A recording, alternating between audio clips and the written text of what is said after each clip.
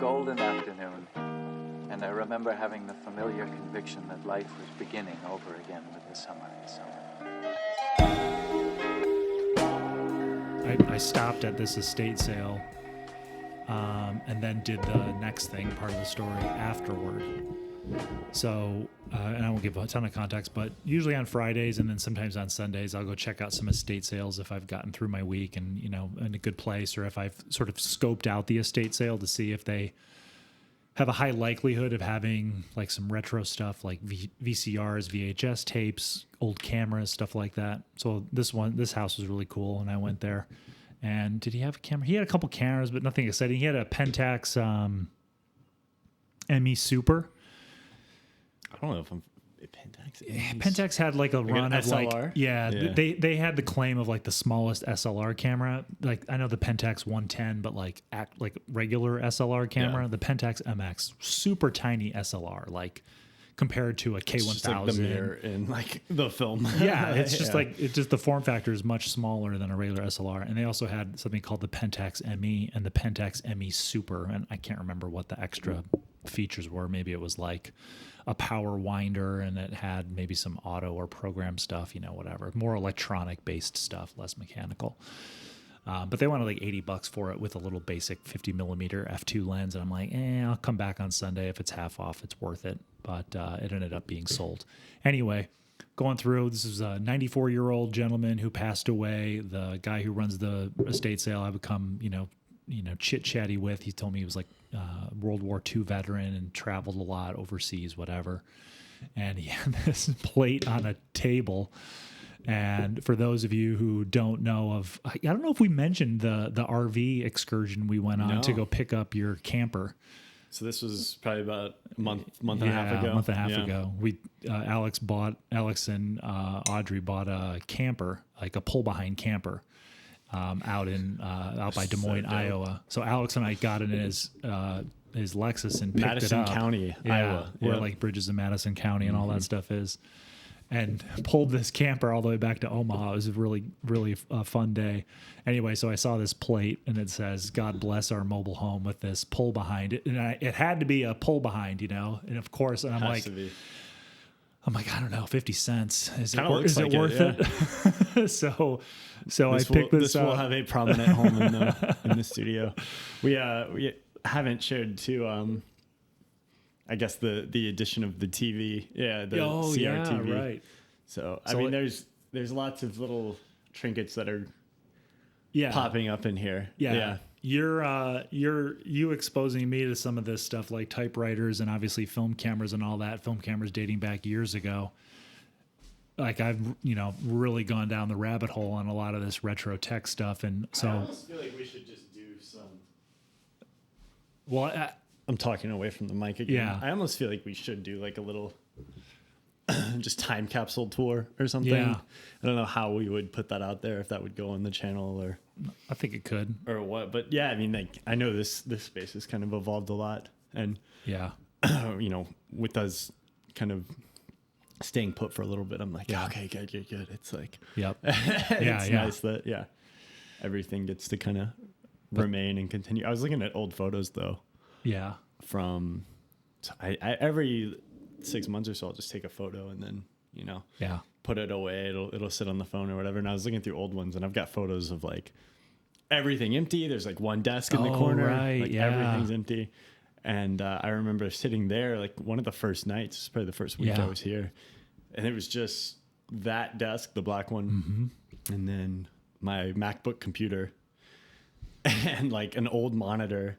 Like that was it. That's it. Yeah. And so that was, everything has kind of grown from there. Well, it's good that you documented that. I posted a video to my channel members on my main channel because I'll make videos that are a little bit more like, just kind of like this is, but like a touch of therapy and sort of like, let me tell you what's going on with me, not because I want to talk about myself, but maybe what I'm going through and the obstacles I'm facing and what I come up with to overcome them might help you think of different ways to do the same thing. And I was talking about, because for some of my audience, I'm sure they're like, what's with all the retro tech stuff, dude? VHS, the VCRs, typewriters, like, are you okay? Vortex. Yeah. What's going on, man? Because you are really going deep into this stuff. We got to do this. When I say do the tour, like, we got to do it of your space too, because you kind of gave me the tour of your space. You came by the other day, and that was the first time I'd been there in a few months since I guess the retro tech kind of grabbed hold of you. Yeah. And it's really cool. It's actually really sweet. So, but I in that video I was referencing sort of like a return to my roots, a back to basics, and that's a concept that I hope we can talk about maybe on a dedicated episode. I'll write that down as a note without elaborating on it too much right now. But I was trying to draw connections from what I was doing with all this retro tech and collecting it all and drawing connections to the past. And I had, when I was 18 years old and was leaving for college, we had a VHS camcorder, and I documented my final days as an 18-year-old living at home with my parents and like shopping with my girlfriend to get stuff for my dorm room and giving like a tour of my room and the various states of packing up what I was going to take and what I was going to leave behind. So I have all this footage of my childhood bedroom from when I was 18 years old. And so I put that footage in the channel member video to draw the connection between this studio that you saw, which is like kind of filling up with posters on the wall and pictures and stuff on my desk and all this stuff. Dude, my room as a kid was the exact same. It was like a museum for what was in my brain, and that was it's just really great to know that I have this time capsule from when I was 18. We're getting to the stage where I'm like, if this keeps developing in here, like I'm going to literally just have to make a deal with my landlord where it's like, all right, unit 1 is ours. Just bill me every month. Yep. Like, it ain't going anywhere. Like, we're going to have to do like a Casey Neistat, like keep the studio thing. Right. I watched the video recently too of you talking about like like I watched the video of Van's apartment again. And him having the subsidized apartment in New York City, and he paid like $900 a month for it or something, and then lost it because he just stopped paying, and he was just how much he regretted that and not being able to take his kid there and be like, this is where, everything kind of started out. And I don't know, that's cool to me. I don't love the idea of like hoarding resources. Plus, like, this is a building; it could be sold easily, and whatever, but. Yeah, I don't know. As you build stuff out, like your studio, like I can't even imagine it not being what it is. I know, right? Like if you guys were to move, and I know you've talked about it before, then you would almost want to retain that as like a content house or whatever. Yeah, and that was the idea. Was I would through my business pay pay rent to us personally to keep the house, not just because this would be such a goofy thing, like just to retain the space. Because like but you think about it and then it's like, okay, I don't know, especially all the the starting point of life, like, well, and for our house it's kind of a no-brainer because we got it so inexpensively and it's an asset that we could that can build value. See, it's a little tough for this because you don't own it. Here it's just like, okay, what, you're gonna pay a lease on something because of memories, because of sentimentality and all that. It's it's the main character in this podcast, not that we're trying to make it be like 20 million subscribers and all that, I could see if it was something more prominent, it'd be like your favorite sitcom, like all of a sudden they move, like, and it's a different set. It's not, that's a character in that thing. It's part of the identity and brand of it.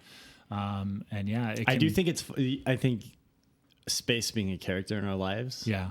Beyond the idea of like this meta like sitcom environment, or I think space just becomes like this space is a part of my life in the same way that you are, in the same way that Audrey is, absolutely, in the same way that Maggie is, or and that's weird. It's a weird concept to think about, but I guess we're fortunate enough to have places like that. Like your studio is like, I mean, between here and your studio, like that's probably where we spend Yeah, absolutely. the majority of our time. 100%. I'm in my studio pretty much all day. Yeah. And even when I wrap for the day and go upstairs or pick up my kid, make dinner, all that. If I go down to my studio at night, like after I've sort of switched modes, it feels weird. It almost feels wrong, to be honest. Yeah. And maybe part of that is like, you have a flow here, so like coming in here. I tend to avoid this at night. Yeah. I mean, it's like I want to get into a flow where I can just sit down and like write at night, but it is. Especially for me, I've already sort of given 8 to 10 hours to the thing. And I'm like, it's rest time. Yeah. It's time for rest and to be in a different mode. I tend to think of just like closing this up. And, everybody's going. So the title of the episode is this whole curation thing. What the hell are you guys talking about? But I gotta give my quick story. We gotta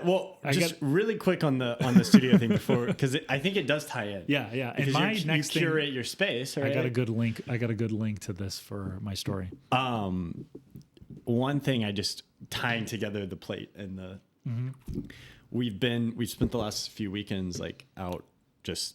Yes, like out of camp, practicing. We haven't been able to, practicing, but also just like, it's a good way to just get away, disconnect from everything. It's basically like getting a cabin out and so we've spent the last few weekends, two weekends, away from here. So we'll just pack up on Friday, go, and that's where we are. Yeah, and coming back here on Sunday nights to this, it means so much more to me. Because it's just like all here, everything's where it needs to be, and it's all. So I don't know, just a weird little bit of appreciation. I really appreciate this space a lot more now that we've kind of you get away from it a little bit, and then come back and it's all here. I can see how like I can see it like, oh, keep the studio and you go to move and then come back and everything's in place. I can see how that's just so like, okay, I know where everything is. It's all so.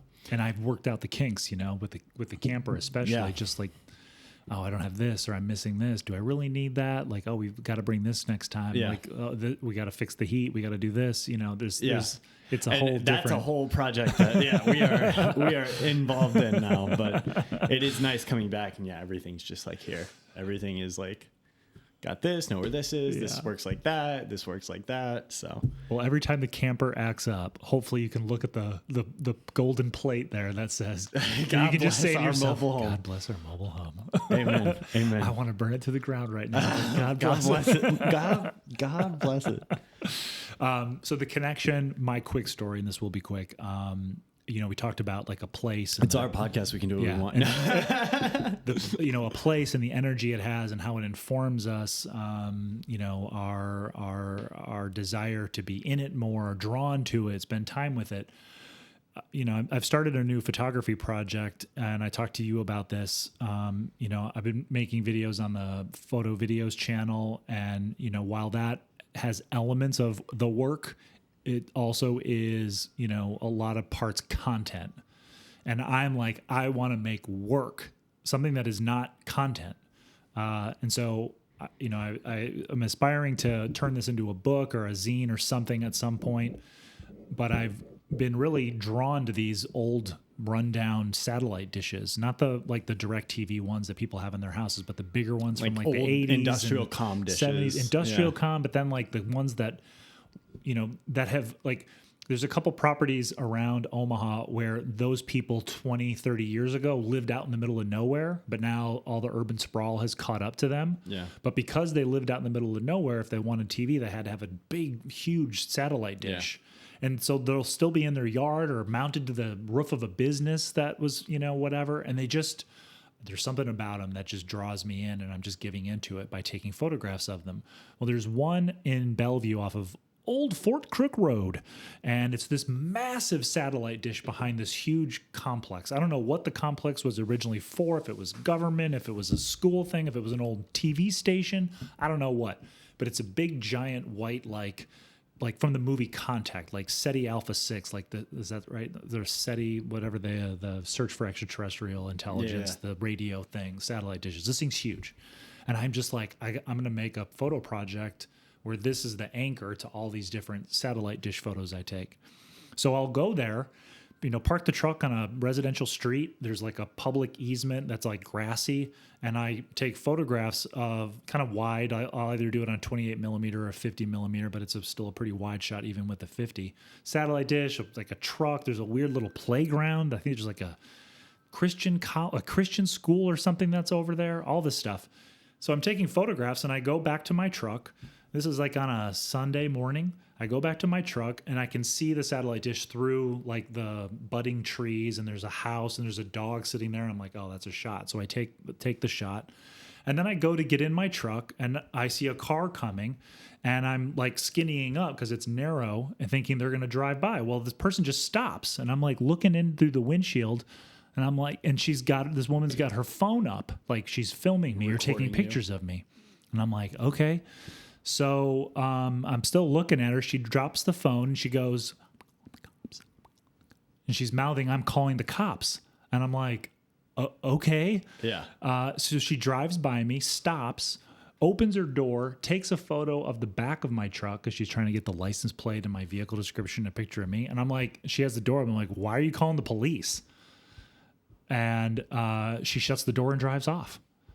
And I'm just sitting there like, am I just out of practice, or like, are you just the unluckiest person in the world? I must be. I think I don't do myself any help by being like sort of prominent in my stature. I'm 6'4". I got long hair. I'm a big guy. I'm wearing pretty much all black.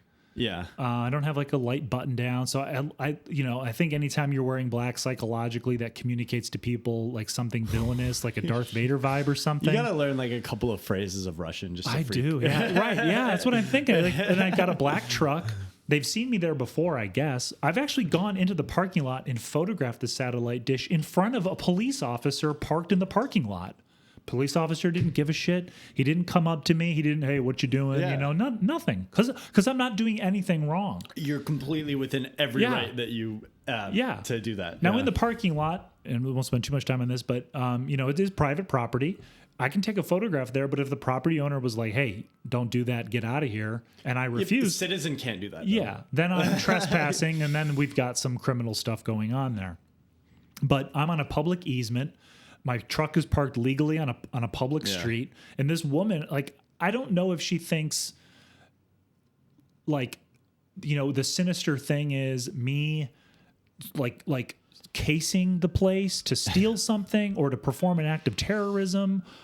There is a school attached, but it was Sunday morning. There's no kids there. Like, does she think I'm like getting ready to plan like a school shooting or some kind of thing on the school? Who knows? Like, she probably has 12 narratives in her head. Yeah. And that's her problem.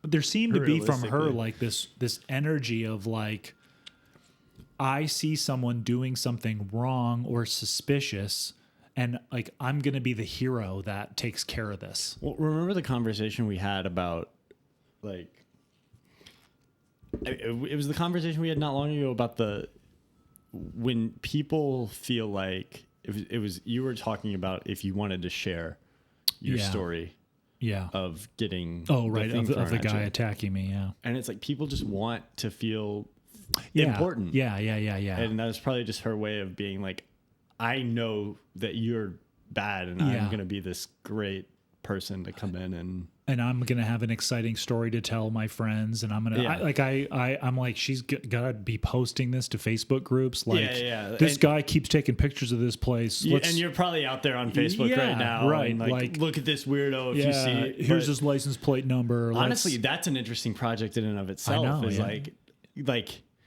And good for her, she's getting something. She gets to feel special. Like, is it goofy? Yeah, it's pretty goofy, but it's like she gets to be the hero in her story. And oh, look at this guy. I'm neighborhood watch and part of this community, and this weird guy is out here. Yep. Yeah, and I mean, interesting. Even the day that I was attacked by that guy, there were 2 other incidents with people during that photography session. One where I was photographing a public playground in between 2 apartment buildings, and the woman was like filming me from her window after she saw me outside. And again, I'm wearing all black. I've got a purple digicam. I get that it's like a little odd that this guy's going around taking photos. I get that. I can't tell. Is it like it? because part of it might just be like, I mean, I'm out of practice. I haven't been out in the last few months, like since winter kind of came on. Well, it doesn't happen as much downtown. Yeah, I just wonder if there's like a psyche. Yeah, because shift. I was just continuing on from where I was, where the woman was filming me while I was taking photographs. Another guy that was like maintenance for a building or something. He like kind of like, I don't want to say aggressively, but with definite strong intention, crossed the street. Not at a crosswalk, after parking his truck on the sidewalk, and got out and was like, "What are you doing?" And it was like half curious, half suspicious, like him being suspicious of me. And I'm like, I'm just out exercising my freedom to take photographs. So weird. Well, what are you photographing the building for and all this stuff? And I'm like, I had another guy when I stopped in my truck in Bellevue, and there was like a liquor store that had a really cool, like, I don't know, color scheme on the side of the building, and the light was hitting it right. I rolled down the window and took a photograph, and the guy comes over. He's like, hey, what are you doing?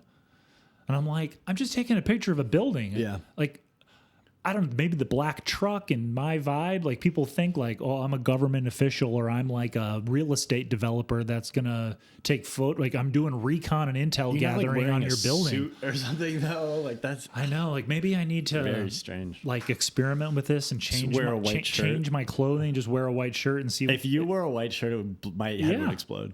Yeah. We should have done that for the 20th. And I have been wearing a light, it's not white, but it's a light colored button down. That's kind of like my summer thing, I guess. Maybe I'd honestly be curious. Like so how funny, like, beige button down gets you no flack, but black button down. Right. Yeah. Black sweater and a black jacket, black pants. People are just, and I'm not like a little uneasy about marveling at the possibility that a man dressed all in black with a black truck kind of triggers people's suspicion or something. There's a reason that our villains typically, especially in archetypal stories and Star Wars and all that, are all in black and all, the Western, always the black hat. Yeah, it communicates something. Anyway, it's interesting. Episode about curation, but I just wanted to share another run-in with somebody. Yeah, that's bizarre. While I'm out taking photos, because I can't speak on like, is it a cult? Like I just haven't really been out photographing a lot recently. So got to get you out. I don't know if it is like a cultural thing that's just maybe people are a little more, or if it's you're just the unluckiest guy. And I wonder if you and I go to similar areas together, if we get no flack at all, like, oh, just two people hanging out taking pictures, but guy by himself in black, this guy's up to something. You've got to do like the Andrew Callahan and like just dress for the area. But I also like he'll go to like right like if he's going 100%. To like a blend in. He went to like a furry convention, he's like just popped out, and it's like, oh, he's going to like a Trump rally or something. All right, he's gonna put throw a cap on and like do what you got to do. 100%. I mean, in Gary Winogrand's trick where he's always looking like the cameras. How does this thing work? Like, how does this thing work? Like I think that's an because you do want to be invisible, right? 100%. And I'm like. Not intentionally, but I am standing out like a gigantic sore thumb. Like Carhartt. Literally though, like you show up in like workwear. Yes, Like I think that is something that people take for granted. You have a lot of photographers that are like, oh, like this is just my look. This is how I go. This is my brand or whatever. This is my vibe, it's like, I think almost the responsibility. Is it pandering a little bit? Maybe, but like, especially in 2024, things are in a very you want people to be at ease. Yes. And you talk about being as close to an objective camera as you can. You almost have to, you have to be invisible. If you're wearing something that is completely in contrast to the environment that you're in. That's right. You're not invisible. Yep. You're betraying the idea of being objective. And that's going to show up in the audience. So. And that's why I love doing the eclipse street photography and the parades. Yeah. Everybody's down for being photographed. Oh, yeah. Like the vibe is and you different. can blend in because you can wear whatever. Yeah. And there's so many people there. And people are focused on something. They're not just sort of like, what's that guy doing? Like, what's this guy doing? This is weird. Yeah. I think that's part. Yeah. I think that's why I like going down to the park and photographing is just. But I also want to say to this lighter. lady, if I was up to no good, do you think I would draw this much attention to myself? Yeah. You're like a really shitty. I'd roll the window down on my truck with a zoom lens and I'd take pictures. Yeah. Like I would be, Or you would. I would not want people calling the police on me if I'm going to do something. It's like if you're doing something sketchy and you're not completely just, unaware. Yeah. You're probably gonna try to blend in. Yes. You probably she's probably not gonna notice you. Right. Like you're gonna be wearing taking cell phone pictures and wearing whatever everybody in the area is wearing. Right. That's funny. But that to me, I think it comes down though to there's a little bit of ego there. That's exactly right. But, she wants to. I to want to have my moment. This is and it was interesting because it really felt like it was about her. Like you're so focused on being a hero or having a story or whatever, and this is just my interpretation of what she was doing.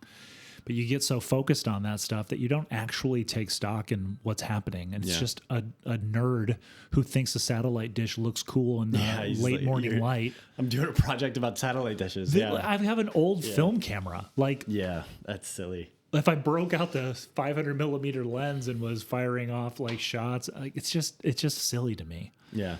I'm still going to go back though. And I'm just going to be, I'm going to be ready for this lady to double down. Just bring your social security cards. I've been tempted to actually go to the police station and be like, I just want you guys to know I'm doing this photo project. Yeah. And you might get calls about a guy hanging out, taking photos. Yeah. I just want you to know if those calls come in. I'm just making a nerdy just photo print project. Out a couple of them and just be like, hey, this is what I'm working on. Here's my Instagram. Is I'm sure of a they would parking appreciate meter. it too, because they have to be like, yes, ma'am, we take it very seriously. But they're probably just like, this guy's just taking photos. We don't. Right. What are we doing? We've seen him there before. We park in that parking lot all the time because we like that satellite dish too. It's weird. It's a really man. coul dish. All right. Anyways, curation. 27 minutes. 27. Oh shoot. No. I mean, so we were gonna get into curation, and I almost feel like we're just doing a random episode at this point. And so I'm like, do we continue? I know, because there are other trains of thought we could go down. With recency, or we could get into curation.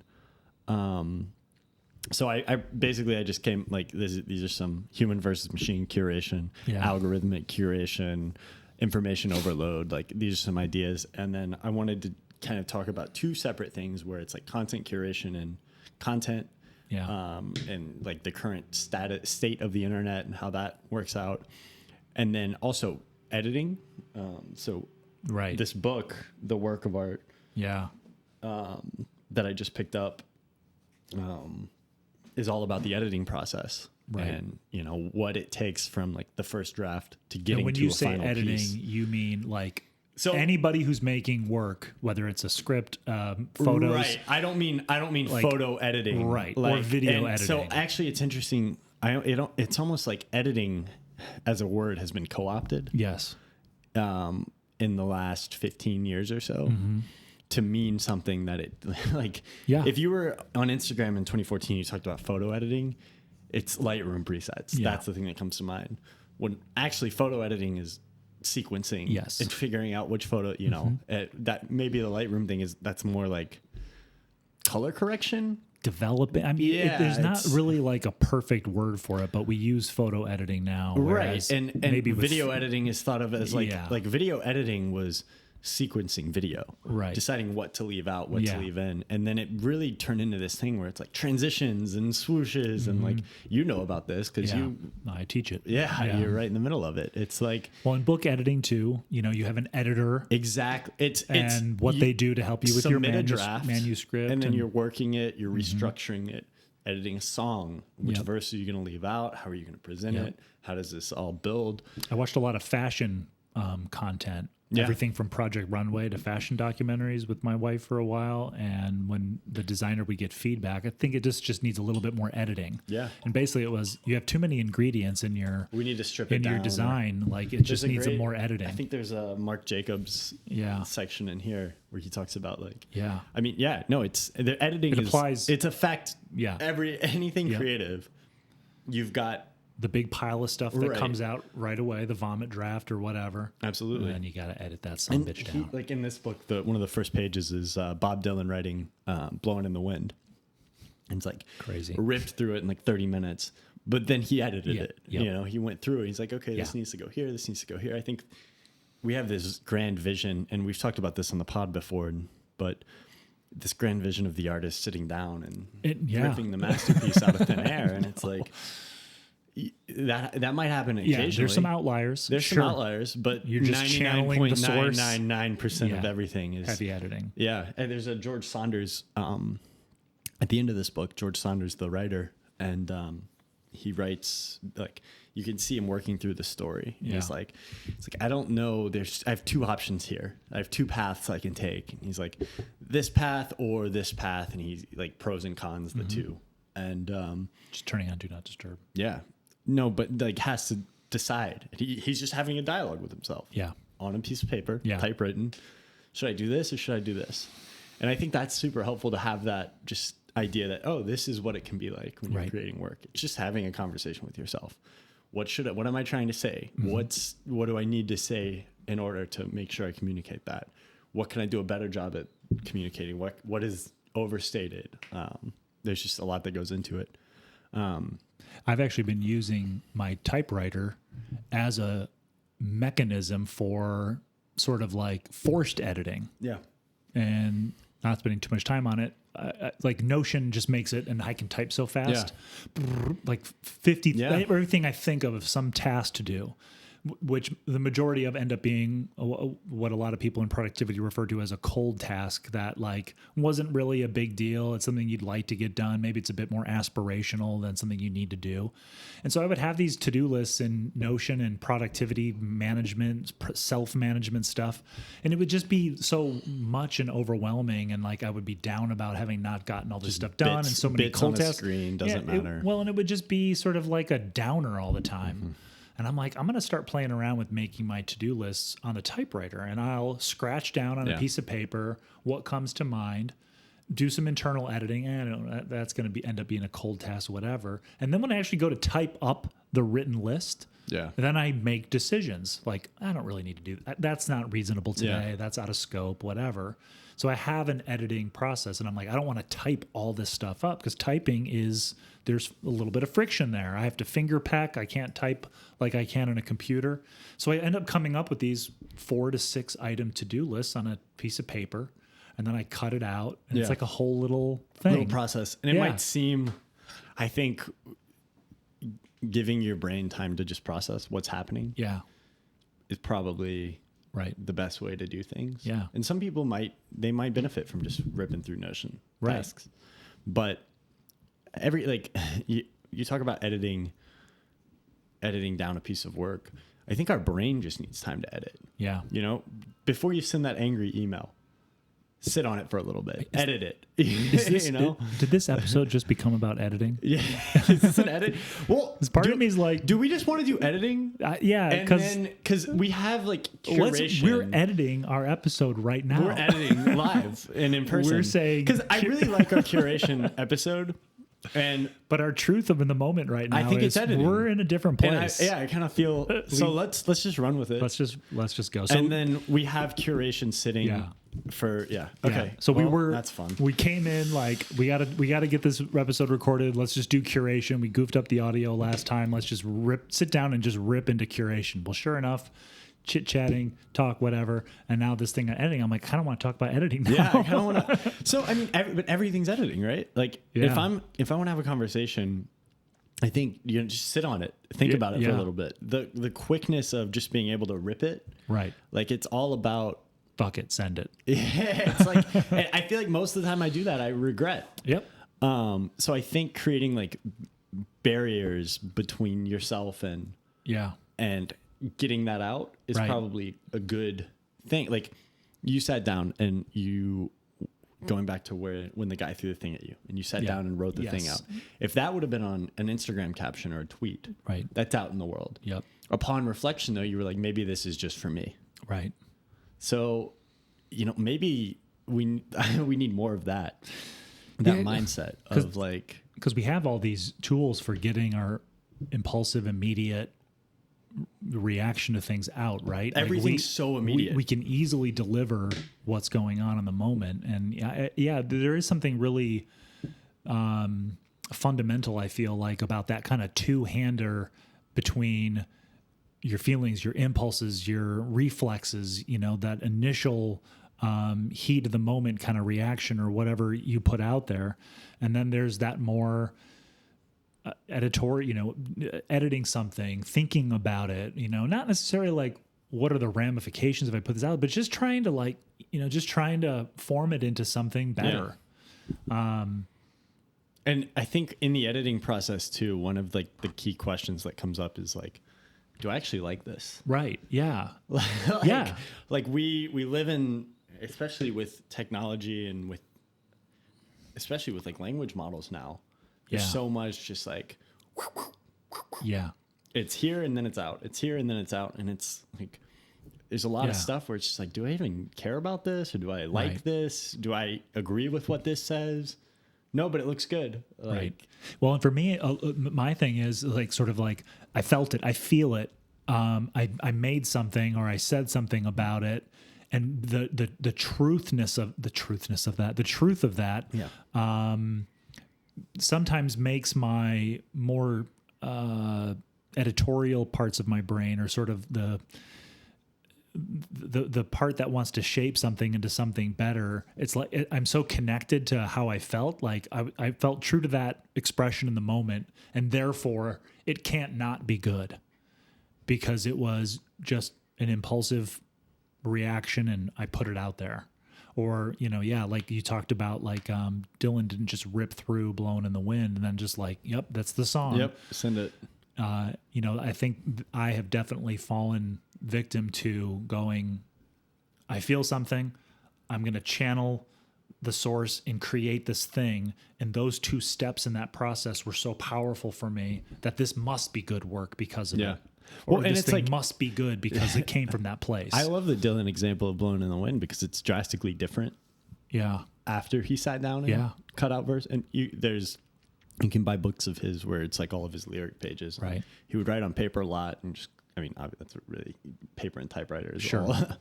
But he'd either scribble on a napkin or, and what doesn't make the song is almost more of an illumination into his mindset than what makes the song. Yeah. And, he could have just been like, I'm fucking Bob Dylan. Right. Like at this point, he's probably got a little bit of that, like, it's good. Yeah. I'm Bob Dylan. But he's like, no, I gotta like, take stuff out, and there's always going to be subjectivity that comes into play here. But, that's what our editors just, micromanaging things to death. That's always the question that arises. But it's like, you're making the choices and you see that initial draft and the final product. And one is a lot more effective at saying what it's trying to say, to my eyes, at least. Yes. And I think a lot of people would probably agree with that. So, taking that time to got it all down. It's here. Step away, come back. What am I trying to say here? Yeah. Oh, well, I don't need this paragraph, or I don't need this line of dialogue, or these photos aren't these. I thought they were good. Or like you're shooting a film and you have the scene where it was like a pain in the ass to get, right? People always use this example. Oh man, we spent half a day on this. That's right. Yep. This has got to go in. Got to go in. And then you start looking, and most of the time it's like, this just doesn't fit. Yep. Which is ironic that that's usually the scene that is like the one. And that's the battle between, your subjectivity and your objectivity. Yeah. Like this, we did all the work that we did, all this, blah, blah, blah. We got to keep it in. And then your objective brain is going, this is no good. This isn't working. This isn't made for what this needs to be. Yeah. And I'm sure there's stuff, there's lots of stuff, whether it's a song, a movie, a screenplay, whatever, a photograph that, like maybe could have become something great or really powerful, but the wrong forces at play in the editing process. Yeah. Or a lack of an editing process. Yeah. Complete could lack. have could have really messed things up. I feel like we do have a lack of an editing process. It's a cultural thing nowadays. There is a very big lack of editing, and you see it in writing. Mm-hmm. You see it in video. Yeah. You see it in, I mean, there's a lot of film that I'll watch where it's like, did they even, like, why is this here? Like, this was already, you know, it's almost become a bit of a lost art. Yeah. I don't think it's a lost art. There's plenty of people that do a really good job at it. But if you just looked at culture in a broad scope, you could probably say it's not what it once was. Right. Well, I think there's so many forces at play too. Not only are the tools getting better and better for us to take a thought, a feeling, an impulse, translating it into, even if it's a rough draft or a brain dump, piece of work, there's all these other forces at play because not only the tools to make it are that much easier and more accessible, but the ability to distribute what you made, the exhibition of what you made. Maybe for other people, because this is where gatekeepers kind of come back in. Is Matthew O'Brien making an argument for gatekeeping here? That you may have held your work to greater scrutiny because your odds of getting something exhibited were... Let's dive into this a little bit, because I feel it is a paradox, right? You can't just say no gatekeepers. And I have succumbed to the fact that the platforms I use don't have gatekeepers. It has made me, think it, feel it, make it, send it. And then as the point I was going to make too about these forces at play, I can sometimes let myself go, dude, you haven't put a video out in 2 weeks. Like, you got to just make something, and it's like, do you? Yeah. Doing what's expected versus what you want, a common refrain from me on the podcast as well. And I know I'm a little bit all over the place right now, but part of why I think us choosing to go into this a little bit more too, for me, is in a book like that, helping me to identify my process and sort of I'm all over the place, dude. I just sent an email to someone I consulted, and she didn't really seem to understand the intricacies of post-production workflows. Yeah. And I broke it down, like, this happens, then this happens, then this happens. Now there's nuances to that and differences in documentary to feature films or this or whatever. But just so you know, this is the process. And I feel like a book like that might help people that are listening kind of go, look, we don't want to be rigid, right? And be like, well, if you did a rough draft, then you have to do this edit stage. There's fluidity to it. But just having a cursory understanding of the flow and the workflow and the forces at play and the things you should really be thinking about, especially with the ease with which we can exhibit the stuff that we come up with. Again, that's my biggest thing. Think it, feel it, make it, send it. Yeah. And how can a book like that and the editing process and the presence of gatekeepers actually be a good thing that elevates your work? Yeah. So it's not just... Well, in your mind, break down this process, because I'm with you. And this is something more people need to understand, especially anybody who's worked professionally in a creative field knows the frustration of this not being understood, because everybody tries to commoditize things. Yeah.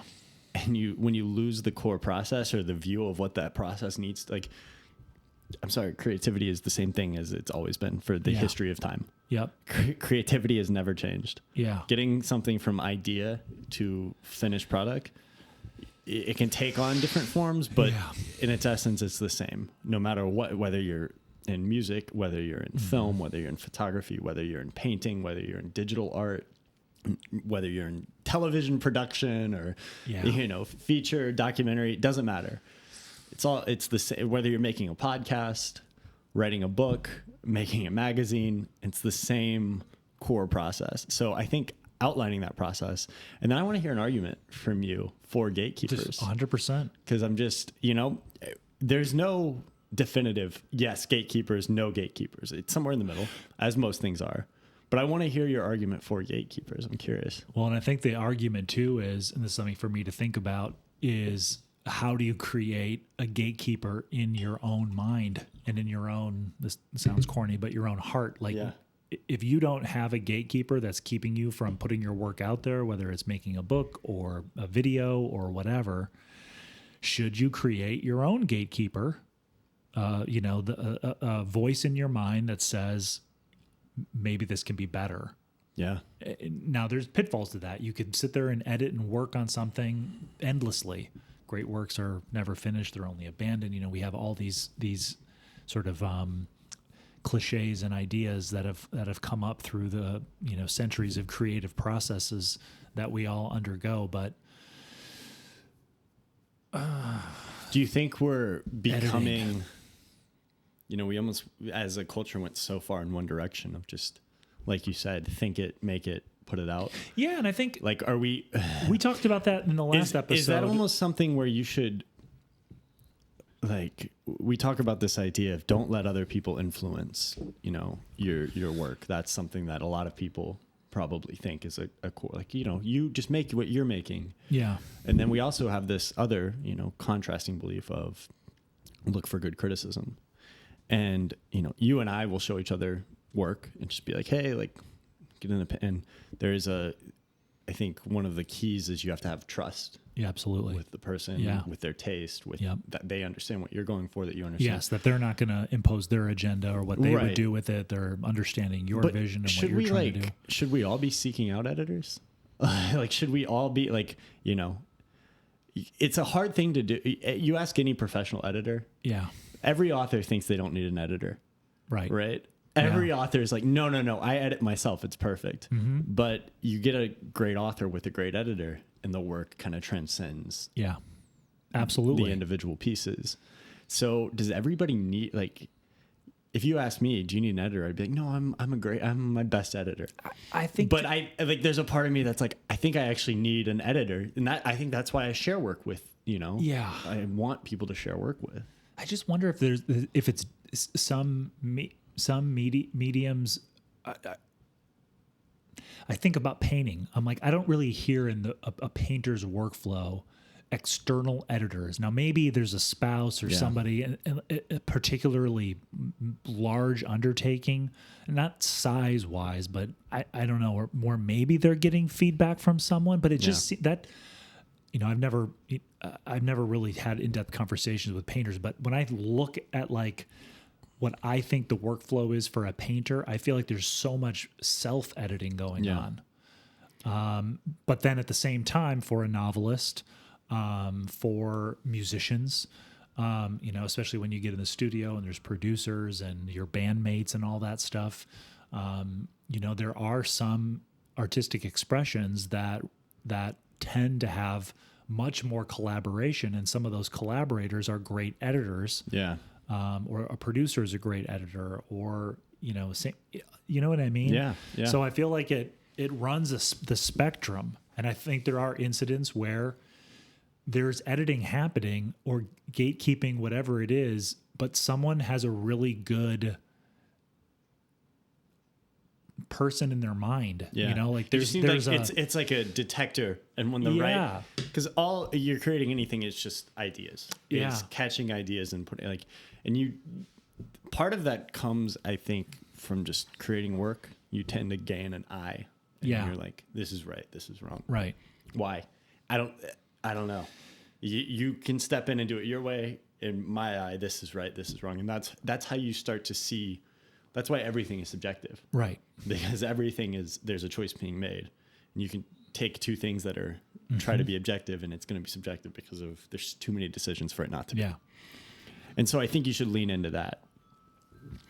And so I would make the argument like external editing is not a necessity. But then I think of writing and how useful that can be sometimes to have. Because I agree with you on painting. I don't know if it's, you hear about there's a painter in this book, and they talk about like she'll completely scratch out masterpieces. Yeah. Because she's working to get somewhere else. Yeah. It's not like you look at it and you're like, the average viewer, that's amazing. Yeah. Right. It's not right though. Yeah. So it's completely subjective, right? But why is it with text? It's like, And maybe that's not true. Like, you know, Moby Dick is a behemoth, and I'm sure most people are like, this thing could have been edited. Yeah. But it loses the character. It's not the work if it's less.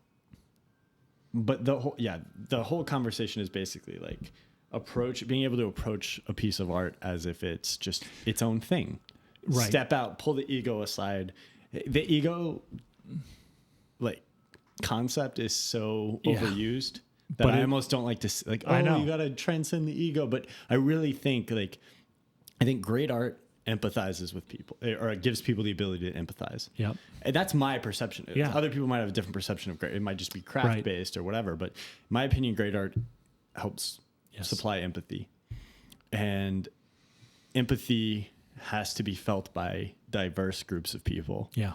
And for that to happen, you've got to kind of be able to, it is two things at once. Mm-hmm. It's completely dialing in on what you feel with the thinking that other people have that same feeling. Mm-hmm. But then it's also completely removing yourself and just focusing on the through line of what that feeling is. Well, and I sit there and I think how much great work has come from a place of ego. How much great work and the process may not have been good or fun for the collaborators or even for the individual if they were completely working on their own.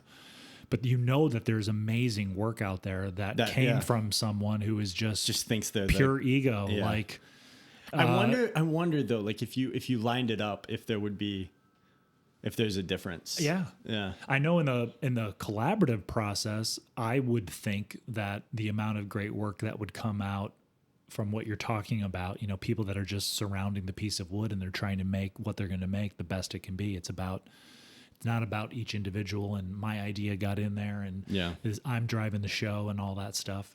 And I know we've talked about Rick Rubin a million times, but I think about him writing this book, helping in this process. It's helping to identify, at least in his experience, and then us relating our own experiences to it, a way to,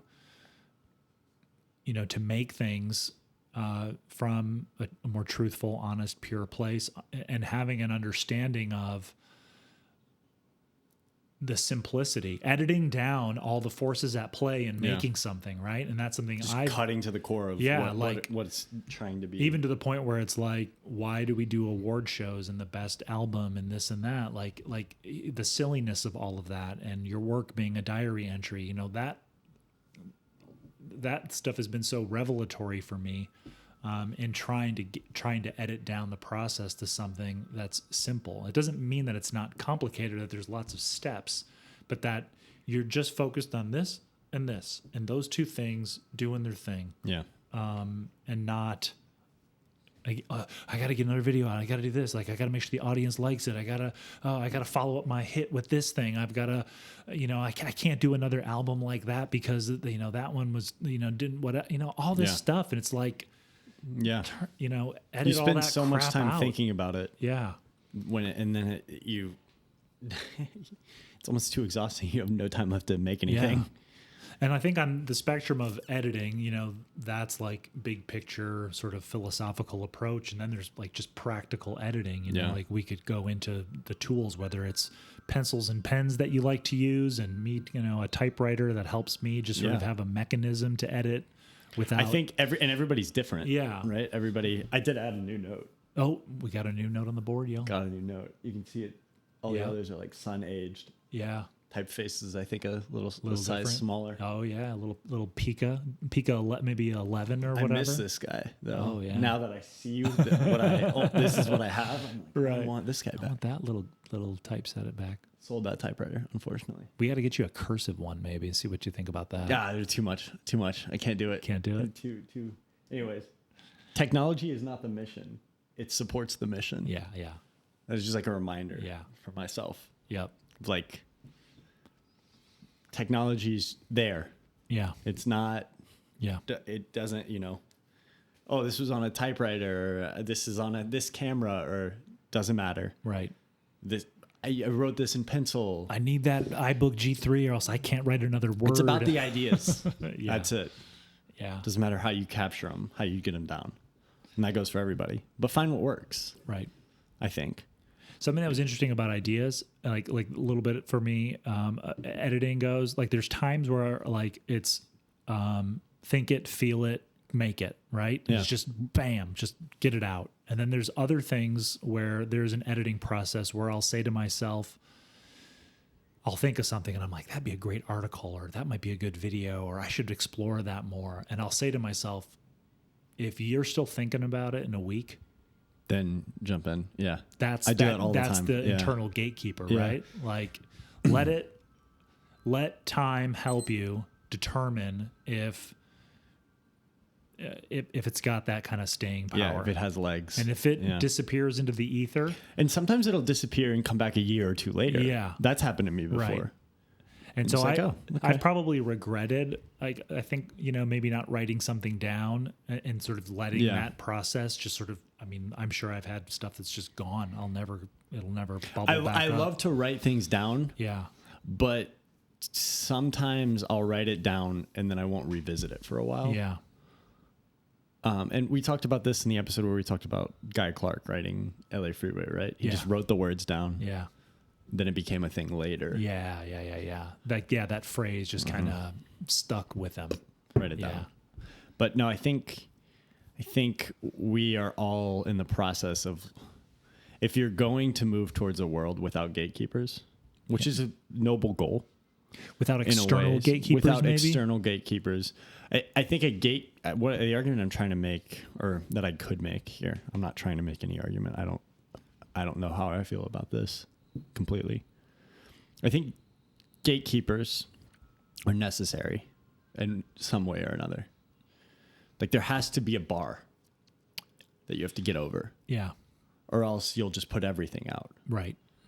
And there has to be, maybe there doesn't has to be but I think it's probably a good thing for there to be a bar. Yeah. And when that's not, when you introduce externalities into that, you get bureaucracy, you get ego, you get commercification of things that shouldn't be viewed that way. You get politics and power clashes and yada, yada, yada. All that stuff. So if we're saying that that's bad and we want to take that stuff out of it, I think there is still a core requirement for a gatekeeper. So we're all having to learn how to be that for ourselves. Yeah, and I think just as or much, to have relationships with with collaborators who you can trust to do that. Well, and so each person in the equation has a function, right? The artist is making the work, right? It's coming from their perspective. They're channeling their vision through what they're making, right? And a gatekeeper or an editor or whatever. Yeah. They just as much as we want the artist to have truth, purity, all that kind of stuff in what they're making, a lack of ego, a lack of I got to get another video out, like all these forces, right? That just them in the work. Yeah. We want the same thing from the gatekeeper. It's not about, well, the publishing company hasn't had a hit in a while and they like whatever, and like that force is at play, or the writer kind of slighted me on something and now I'm gonna have that shade my payback. Notes and whatever, or my ego for my career pursuits. There's a great scene in the show on HBO, not HBO Max, about the one to watch. Julia Childs. It's I think it's called Julia, the show Julia, and she works with an editor at a big publishing house. And there's some line that the woman gives out, but you can tell from her perspective there was a frustrated writer that didn't get his work through her as a gatekeeper and all that stuff, and she said something new. But there was just a sense from her that she is gatekeeping for all the right reasons. Yeah. Like it's about the work. Yeah. Like you have to ascend to greatness. You have to do your part. And I just I think even her boss was like, you just have such impeccable taste and you see it, and the purity of her seeing the good work or the potential for it to become good work with this input, that input, this criticism, constructive criticism, not destructive criticism. And it was really, really poignant.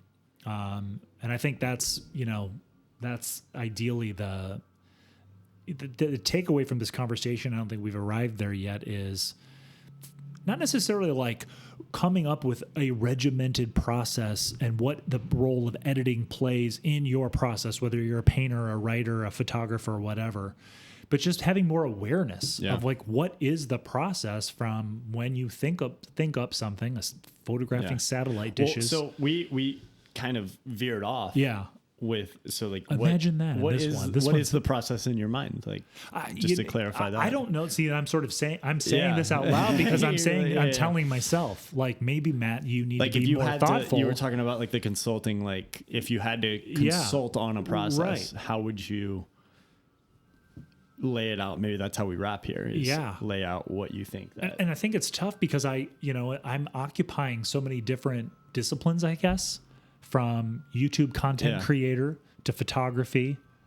Back in my screenwriting days, I did have a very sort of like, I had edited down impulsivity and whatever down to a mixture of both structure and process with spontaneity, impulsiveness, all that kind of stuff. It's interesting because how I edit my writing is different than how I edit a photo. Yeah. Versus how I edit a project, like a film project. Absolutely. Very different. I mean, gosh, there's so much. It's everything from driving in your car and all of a sudden I'm going to go do street photography during a solar eclipse, which, was almost how it happened. Yeah. Like I'm just, this thing's happening. I'm just going to impulsively react and go do it. Well, okay. So the process has started, right? What is that process? Idea presents itself. Yeah. The actual process of taking photographs, the mechanical, technical aspects of managing the tool, the camera, the self-editing you're doing, take a picture, don't take a picture, shooting on digital versus film and the differences between where your brain is with whether or not something's worthy of a photograph in film versus digital. And then even with film, getting your film developed. I have rolls of film that I shot two months ago that I probably have forgotten the photographs I took. Yeah.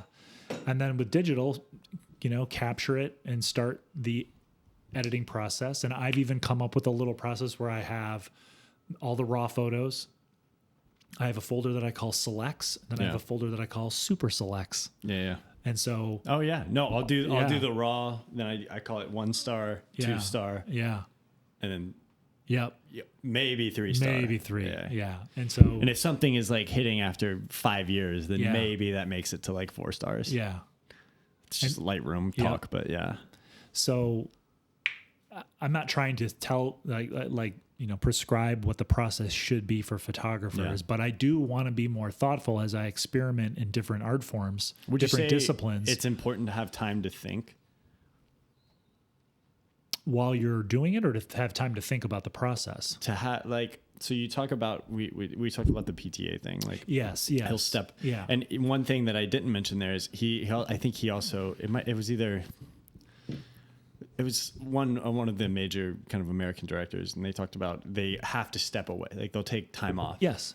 Got to step away. Absolutely. So do you think it's important to give yourself barriers like that? So if you're taking photos, maybe you get the idea, maybe you take them impulsively, but then maybe you step away for a couple of weeks before you pick them back up. Absolutely. And I have to learn that process because most of my experience with photography so far has been making content. Yeah. Which is completely different than, a gallery exhibit or a photography book. My process of choosing what I would put in a book or in a gallery would be completely different than what I'm choosing to show in a YouTube video. Right. And then I think the question to ask that we don't have to get into, but to think about is, well, why? Should it be? Yeah. Maybe your YouTube video should be more of a more analogous or synonymous with a photo exhibit or a photo book and less a piece of content that has, to me, a subtext of get it done, send it, make it. I think about this all the time. I think about baseball writers. Yeah. And I'm like, there's an art form to that, but there's also a sort of like a discipline to providing the thing that serves commerce. Yeah. You got to write about the ball game to put it in the paper to sell the paper, right? You've got your template too. A lot of them, Yeah. like they've got a template. They can come in. Yeah, So okay, fill it in. 162 games a year plus playoffs and World Series, and these guys and gals have to write a story for the game after every game while they're doing it. Yeah. And sometimes I sit there and I go, it's okay that I sat at the coffee shop and cranked out an article for Medium and just like lightly edited it. I've also probably been thinking about it for a couple weeks and did some editing there. Yeah. And just send it. So part of me goes, can I be a little bit easier on myself with content because I am a baseball writer for some of this stuff. Yeah. And for others, the baseball writer has a novel they're working on and they're not writing it like they do their baseball games. Yeah. But they could also really make great content in the form of what they write about with the baseball game. There's great metaphor. There's restrictions on the language. They can't get too flowery and prosy because when you're writing baseball beats, it's basically an experiment in syntax. Yeah, and you've got to structure that. But it's not clinical and sort of like you've got your go-to metaphors. You've got your couple of Well, and you're also watching the game, going, what are the moments where my whatever, and how do I translate that into the work? And while I have you have to be restrained in how flowery or sort of the reading level or vocabulary choices I make for the average reader, et cetera, I can still transfer the experience and story of the game to the article while also giving information, what the stats were, how many, whatever, this incredible moment, the guy hit a grand slam, whatever. So I like kind of thinking about how what I do is sometimes writing a baseball game article and then other times making work. Yeah. And I want to make more work because I just haven't done enough of that, especially with photography and some of my YouTube videos. Like, it's okay to have taken a month to make that video. And I think that's what I really like about your channel is a lot of times the lack thereof. Yeah, but that's okay. But I think maybe that's also part of it. Yeah, you were feeling. It's part of the charm. You were feeling like I'm turning into the baseball writer, and not that that's a negative connotation, but I'm serving. I think also there's some people just aren't cut out to be baseball writers. Yeah, and some people can do it. Yeah, I can. I feel you like can baseball write, and that's not to say you can't do the other things. Right. I can't baseball write. Yeah. I just can't. Like, I'm not, this is the closest thing to baseball writing that I've got. And then also, I think it's funny, though, in this episode about editing, like, it is as clearly unedited of we are just trailing off. At least we're still recording. On one camera. But no, I think. It had been a golden afternoon, and I remember having the familiar conviction that life was beginning over again with the summer.